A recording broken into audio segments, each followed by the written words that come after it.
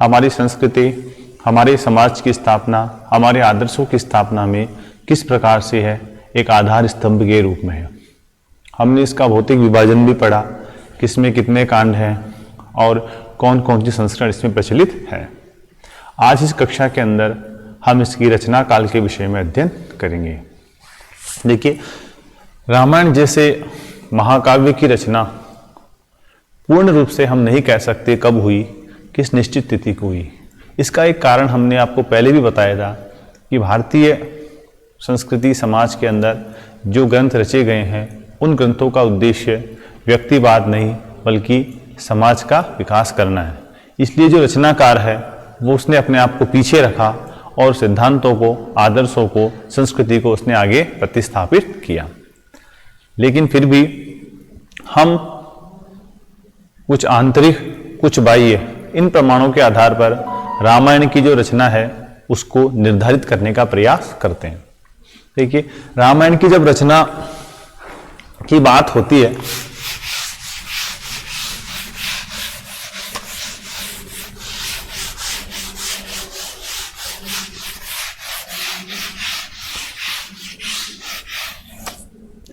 जब रामायण की रचना की बात करते हैं तो सबसे पहले हमें इसकी पूर्व सीमा और इसकी अपर सीमा का निर्धारण करना पड़ेगा।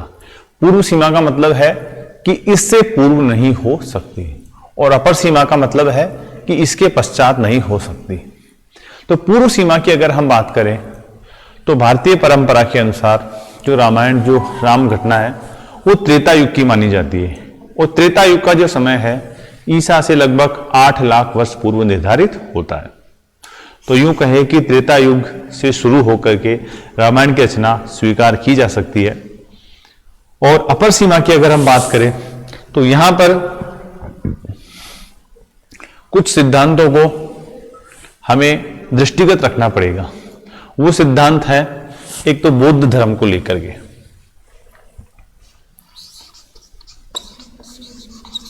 देखिए, जब हम रामायण का अध्ययन करते हैं, उसकी सामाजिक सांस्कृतिक परिस्थितियों का अध्ययन करते हैं तो रामायण के अंदर हमें बौद्ध धर्म का प्रभाव परिलक्षित नहीं होता। इससे यह बात स्पष्ट हो जाती है कि जो रामायण है उसकी रचना भारत के अंदर बौद्ध धर्म जब प्रचारित हुआ, प्रसारित हुआ, फैला, उससे पूर्व हो चुकी थी। बुद्ध की रचना, बुद्ध का जन्म जो है वो 500 ईस्वी पूर्व है। अतः हम यह मान सकते हैं कि रामायण की रचना कम से कम ईस्वी के 500 वर्ष पूर्व तो अवश्य ही हो चुकी होगी। दूसरी बात देखिए, रामायण के अंदर कौशल देश की राजधानी अयोध्या बताई गई है, लेकिन बौद्ध और जैन ग्रंथों के अंदर उसको साकेत बताया गया है। तो इससे ये बिल्कुल स्पष्ट है कि जो साकेत बाद में थी राजधानी और पहले थी अयोध्या। तो अयोध्या होने के कारण जो रचना है वो रामायण की बौद्ध और जैन ग्रंथों से पहले लिखी गई है। इसलिए दूसरा प्रमाण यह भी है कि पुनः बौद्ध धर्म के पूर्व भारत के अंदर जो रामायण है उसकी रचना हो चुकी थी। एक और बात,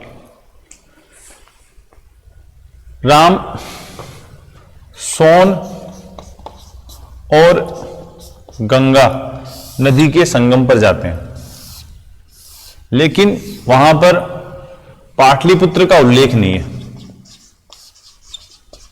जो कि उस समय एक बहुत प्रसिद्ध नगर था। पाटलिपुत्र जो है अर्थात आधुनिक पटना, इसकी स्थापना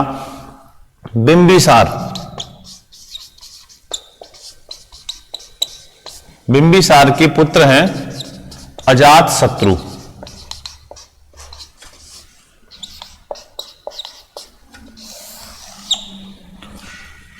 उनके द्वारा स्थापित की गई थी पाटलिपुत्र राजधानी।